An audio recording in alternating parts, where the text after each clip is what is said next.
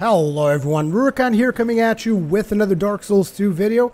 We're going to be continuing through the DLC. However, as you might have noticed on the top left hand corner, there have been a couple of changes here, and let me tell you guys about it. For starters, the route that you guys are watching me do right now, this is post commentary because of last time I believe that we ended the video on a boss fight, and obviously I wanted to defeat that boss, and it took me quite a couple of attempts. Now, as I was saying, the route that you guys are watching me do right now is what I have been doing, without exaggeration, for the past 10 hours.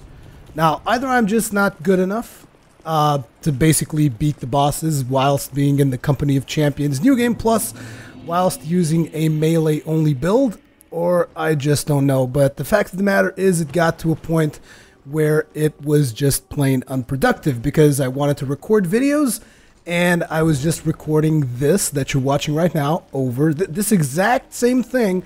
I did it exactly the same way every single time. This is like the fastest path that you can possibly get from the bonfire to the boss that we are fighting. We're not going to fight any enemies along the way. It's fairly easy to memorize. If you guys are curious how you can get to repeat this boss over and over and over again, just in case you're smashing your faces against the wall like me. And yeah, like I said, it got to the point where it wasn't fun anymore. As a matter of fact, I would consider it to be somewhat sick.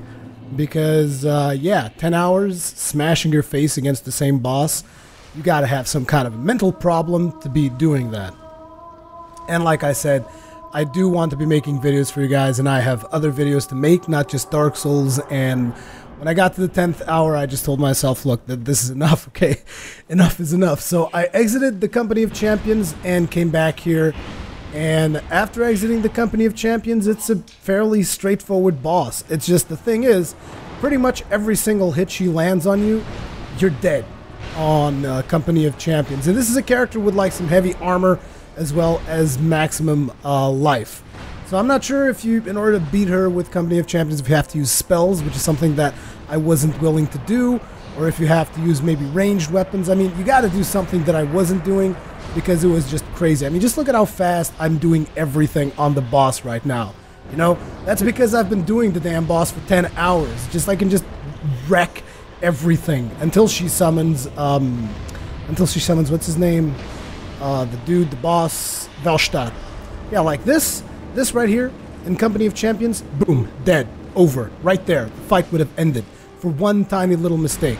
Not to mention that even without the Company of Champions, she's just got ridiculous amounts of health for whatever reason. I mean, I'm swinging an enchanted friggin' Mace of Ownage, and I'm barely denting her, which is just like, I'm sorry, I've been suffering for this abuse for the past 10 hours. However, I do have to say, unlike the previous boss that we did, the victory didn't really feel that great. But I just have to face the reality of things. The reality of things is I want to bring you guys more videos, more entertainment, and I don't want to be spending 2 days friggin' recording the same fight over and over, because 10 hours on this boss, 5 hours on the boss before it, and it's just not reasonable. Okay. Anyways, doing the fight is fairly simple. She does like 3 different attacks, which you guys might have noticed. 4 different range attacks. There is a sweeping attack, where she shoots 5 bolts, very easy to dodge. There's another attack where she shoots 3 bolts in a straight line, also very easy to dodge, just dodge to either side. There is also this, she will do the whole mass, what's this called, pursuers? Yeah. She'll do the pursuers thing as well. So kind of easy to dodge, you just kind of run around and they will always miss. And there's another one, which is the AoE that she hit me with earlier, also fairly easy to dodge. And there's the fireballs. The fireballs are the one that's not that easy to dodge because sometimes they catch you a little bit off guard. She will also summon things. I've seen her summon 3 pigs, 3 skeletons, and Velstadt. Now, when she summons Velstadt, my opinion, what you got to do is focus her, because every single time I tried to kill Velstadt, it was just worthless. Also, her summons will all do poison damage. There's a big like theme in regards to poison damage on Shulva, Sanctum, Sunken, all that other stuff. But yeah, Velstadt is a royal pain, but he's fairly easy to dodge, so you can just kind of ignore him. If she summons the skeletons or the pigs, usually they're just a couple of hits, so you can take care of those fairly easily. That's the AoE attack I mentioned. You have to wait until that's over before you can attack her. A good idea is if you've mastered the jumping attack, which is something that, even though you just seen me do it, I have to say I haven't mastered it in Dark Souls 2. I have a really hard time doing it. Which is weird, because in Dark Souls 1 I could pull it off 100% of the time, so I don't understand what's going on there. But either way, once I got out of Covenant of the Champion, I still did a lot of mistakes. I mean, I was tired at this point. It's been 10 hours of consecutively doing this, and it's just ridiculous. So, yeah. Anyways, this is very much the end of the boss fight. It got to a point here where I just took a chance and just basically smashed her face to bits. Although I did run around for a while because I was like, man, I'm not sure if I have enough potions, I'm not sure if I have enough of this, enough of that. And you have to constantly keep your eyes on her and Velstadt, because Velstadt's just constantly running after you to smash her face, and she's just constantly trying to do spells to kill you while Velstadt is running after you. So you have to keep a close eye on her and a close eye on Velstadt. Look for any openings that you possibly can. Like now. There you go. There's the opening. And the last thing I remember her doing is she just started summoning 3 additional skeletons, and I was like, I can't take that much anymore. As you can see me trying to dodge the fire there. I tried tanking through this damage whilst in the Covenant of Champions. Like, I've tried so many different things, like being full tanky, like getting amulets that would resist dark damage, as well as amulets, not amulets, rings that would resist dark damage, as well as fire damage. I tried, I was going to say get more hit points, but I didn't really get more hit points. You can't get more hit points. I mean, sure, you can level up Vigor if you want, but I'm at 50 Vigor, so Vigor, whatever, doesn't really make that much of a difference at that point. I could have tried recasting Flame Weapon, but Flame Weapon, to be honest, didn't really seem to make that much of a difference. Yeah, this is when she summoned 3 skeletons, and I said, okay, that's it. You're done. You're done. It's over. Boom. And I was just so happy. I mean, not so happy as in I've achieved something. I was just so happy because, like, okay, this part is done. I just want to, like, move on at this point. I get it. I wasn't able to do it with the Company of Champions, but still, let's just move on at this point was my feelings at the time anyways. But yeah, I'm gonna switch back to live commentary now. Okay, and here we are after killing what's her face. I even forgot what her name was. Actually, let's take a look at her soul, because she actually had a soul, unlike the 3 dudes that came before her. Where the hell is it? Old Dead One, Old King Soul. Where the hell was... Yeah, here it is. Soul of Elana, the Squalid Queen. Soul of Elana, the Squalid Queen, who rests beside the sleeping dragon of the Eternal Sanctum. This child of dark accompanies the dragon, slowly amassing souls in anticipation of the coming day of vengeance. The wondrous soul of this augur of wrath can be used to acquire numerous souls or create something of great worth. I have no idea what kind of items we'd be able to trade for this, but oh well, she's dead. That retrieval has absolutely nothing, so it doesn't really matter all that much. And we've gotten ourselves another bonfire, and it looks like we're straight up against another boss. What the hell? It's just like 2 boss fights? I'm actually curious to see how many bonfires we've unlocked in the DLC. Wow, we're missing a bunch of bonfires. There's a lot of places we haven't been to, it seems. And this would seem like it's actually the final fight of the DLC, which means that probably the rest of the stuff I have to do is exploration, because I just have no idea what those other 2 things are. I have the 3 bonfires from here. I have no idea what those other 2 are. Maybe they'll reveal themselves after we go through here, if this even is a boss fight at this point. Let's find out.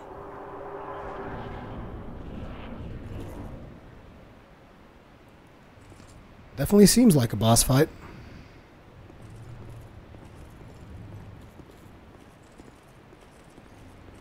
Yep, there's the dragon over there.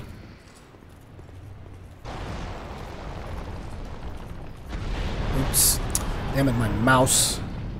Totally messed up the intro sequence there. Sorry about that. Sin, the slumbering dragon. Totally wrecked my face despite the fact that I was blocking. It still looks like I can do some decent damage on it.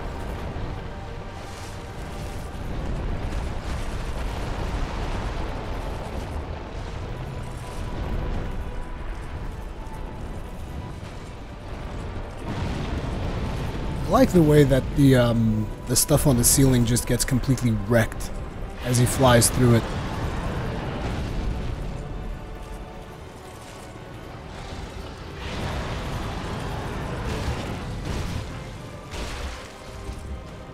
I wonder if you can bleed this dragon. I don't think so. It doesn't seem like you can actually bleed anything in this DLC. I mean, most of the enemies are undead, including the boss that we just fought. And then this dragon also looks like he's undead, though I could be wrong. Double chug.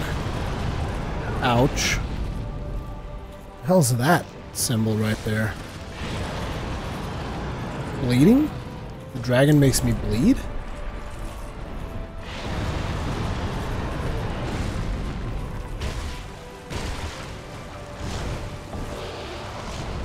I think those hits are pretty much unblockable. I wonder if you have to chop its tail to get a weapon or something.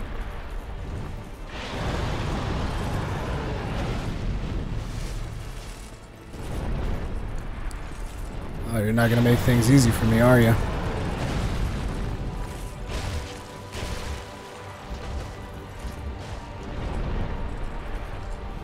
Move away. Boom. Get totally and utterly wrecked. Oh, great. Whatever the hell that red thing is, I'm about to get it.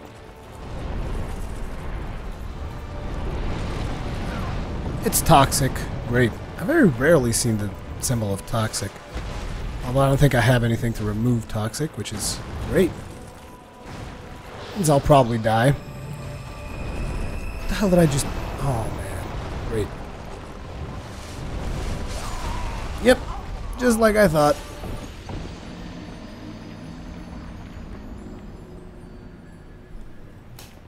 Well, that had to be one of the shortest live commentaries that I've done because there was a boss right after the other boss. I did not rejoin the Company of Champions, in case you guys are wondering. I mean, you can probably tell by the upper left side icon. And it took me quite a couple of attempts. I mean, not 10 hours. I mean, I don't know.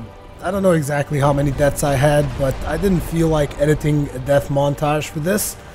But the trick about this dragon is essentially positioning, is what I could tell. Now, if you don't position yourself properly, and I can't really explain what the exact position is, it is somewhere between the frontal and the back legs, because that will enable you to get the maximum amount of downtime with the dragon. By downtime, I mean like down here. As a matter of fact, it gives you a lot of time to get shots at the tail, which I actually chopped the tail. I'm still not sure if it's going to give me any special reward or anything. It didn't drop any weapons, so it could just be one of those trolling things that From Software likes to do every now and then. But yeah, if you kind of stick to the area between the frontal legs and the back legs, that will usually give you the biggest amount of ground time with the dragon. That's at least what I could gather from my experience in this fight. Now you'll notice that I'm constantly trying to exploit that particular area because it also triggers this animation. A lot of times when you're between the front and back legs, it will trigger the animation where he does that flame spew forward. That makes it really easy. As you can see there, once again, he's going for that flame spew. Gives you a lot of time to go ahead and go for that tail. Not that the tail matters, mind you, because I didn't get anything from chopping off the tail. I mean, I'm not sure if maybe I'm getting a reward because I haven't recorded. I know that there's an item glowing on the ground right now. I'm just waiting to switch to live commentary before I pick that up. Yeah, I mean, that was essentially what I did. When he goes up in the air, just be prepared to dodge as he kind of like swoops in. That's pretty much basic when you're fighting dragons or any flying creature for that matter. Always try to stay close to him, but not too close. What I mean by this is when he goes up in the air, you want to try and get as close as you can to the point where you're almost beneath him, but do not be directly where he's going to land because he does do damage when he lands. Also be careful, you want to avoid that green smoke because that's toxic, and then just kind of stick close to him and try to go for that area that I told you guys about. If you're thinking which is the best area to hit him, I would have to say the back legs, at least with the lance, because other weapons, I don't know, maybe you can get something better. But with the lance, definitely the back legs are what's going to give you the biggest advantage. You'll also notice that once you chop off the tail, he will begin to do this little thing where he kind of curves his neck back and tries to flame breath you behind him, which it's fairly easy to avoid. You just gotta roll to avoid that. Something else is that if you look at the durability of my lance, look at it now, it's about to go into risk, boom, Chariot Lance +5 at risk. I was like, what the hell is going on? I haven't hit him that much. Then I realized that the dragon must be made of some kind of acid or something. I don't know what's going on, but whatever it is, it accelerates the degradation of your weapon. So you're gonna have to make up either by using a ring like the, what's it called, the yellow ring that I used to use most of the time, the brass knuckle ring or whatever. It's the ring that reduces item durability loss. So you're either going to have to use that or you're going to have to switch weapons mid-fight like I did. You'll notice that I also have a Grand Lance now. I already had that one before we completed the last boss fight because I wanted to kind of use a weapon that was enchantable so that I could try and beat him. And I have to say, I can totally understand now because I watched some of Vati Vidya's videos a while back, and I can totally understand why he likes this particular weapon. It's really good, but I still kind of prefer the Chariot Lance a little bit myself, particularly because this one is a quality weapon, so yeah, there's that, which some people enjoy the quality weapons. I mean, I used to really enjoy quality builds, but right now I'm going for more of a strength thing, and I also like the fact that the other one has bleed on it, even though bleed obviously gets beefed up by dexterity, so yeah. But once you get that tactic that I've mentioned, where you just go for being between the front and the back legs, it shouldn't be too hard. Notice once again, weapon durability below half. I used two weapons, one of it almost got destroyed, the other one got pretty close as well. So yeah, it is a pretty tricky fight in terms of weapon durability, but apart from that, seems fairly simple. So yeah, that is Sihn'ed the Dragon. Switching back to live commentary. And we're back to live commentary, and goddamn, this video is going to be a pain in my ass to edit because it's like post-commentary, back to live commentary, back to post-commentary, back to live commentary.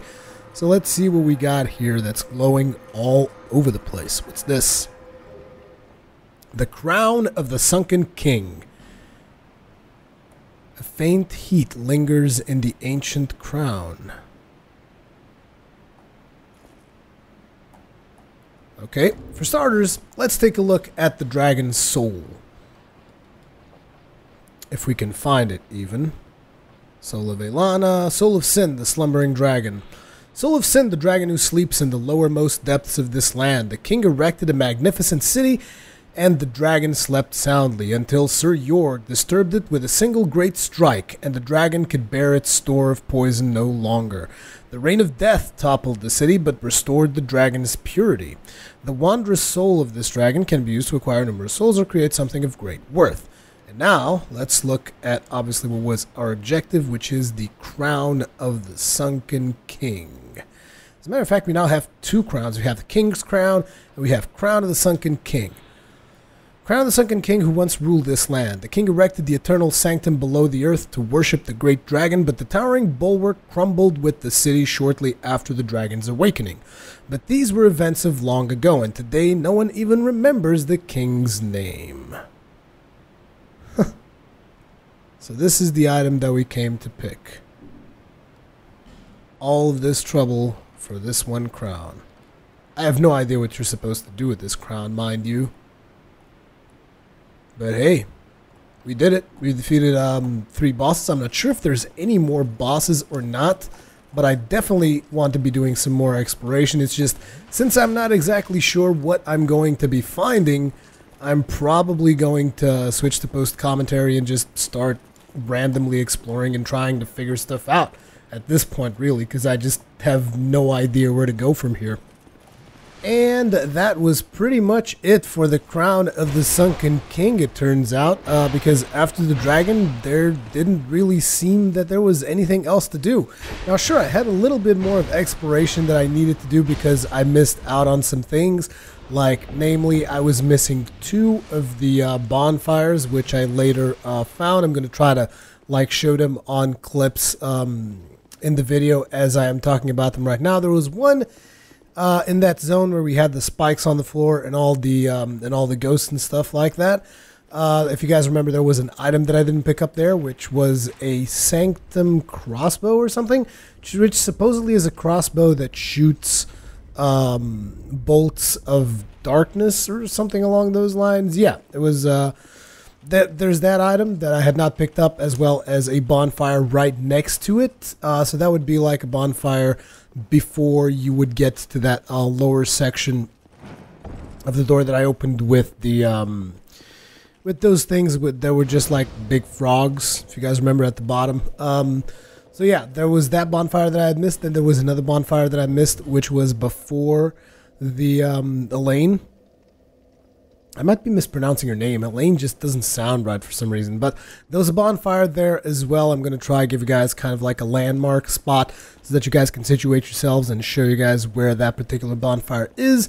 And then there was another thing that I had missed, which was, if you guys remember, there was even a point in one of the videos that I said, like, oh, what's that white thing behind those little redheads? Because it almost looked like there was one of those, you know, those little statues that kind of like spew the petrify stuff. There was one atop that tower that you kind of shoot a whole bunch of switches, and there was a switch behind all those statues that opened up yet another section of the game, which led to a cave, and there was a really weird tree there that I killed. I'm not sure if I was supposed to have killed it.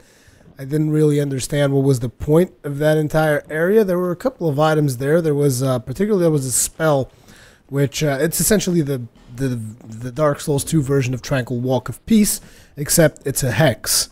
So yeah, that was there. Some players might be wanting to get that, particular PvPers, of course. But apart from that, I don't think there was anything else. So I have to say, I kind of felt that the DLC was on the short side. I get a feeling that the Curse of Artorias was longer. Not to mention it kind of dealt with stuff that we were told throughout the entire game. And I'm not that much familiar with the lore of the of that entire location. I read some item descriptions, as you guys probably noticed, the videos and all that, but I didn't become all that familiar with the reasoning behind the entire thing. Then again, kind of seems to be a theme. I'm sure that Vati Video or someone else is going to kind of like figure that stuff out. Vati Video, epic name, bro. They're gonna like figure that stuff out, tell us all about the lore of that location and all that. It was pretty cool to fight against Jester Thomas. I thought that was pretty cool how he kind of emoted right before the fight started. That was pretty cool. The boss fights that the boss fight that I got stuck in was very, very frustrating. But apart from that, yeah, it's kind of a nice piece of DLC. But again, it just feels quite short, to be honest. Anyways, I will be making a video with gameplay impressions for the people that still haven't gotten the DLC and are curious to know my impressions on the DLC, so that everybody kind of gets that without any spoilers or anything like that. But apart from that, that's pretty much the DLC content. Hope you guys enjoyed it. Sorry, I noticed that this video is a little bit shorter than usual. We could have made it 10-hour long of me just trying and dying, but it wouldn't make a whole lot of sense. Anyways, leave me your comments, feedback, all that kinds of good stuff. Tell me what you guys thought about the DLC. And thank you very much for watching. I'll see you guys in the next one.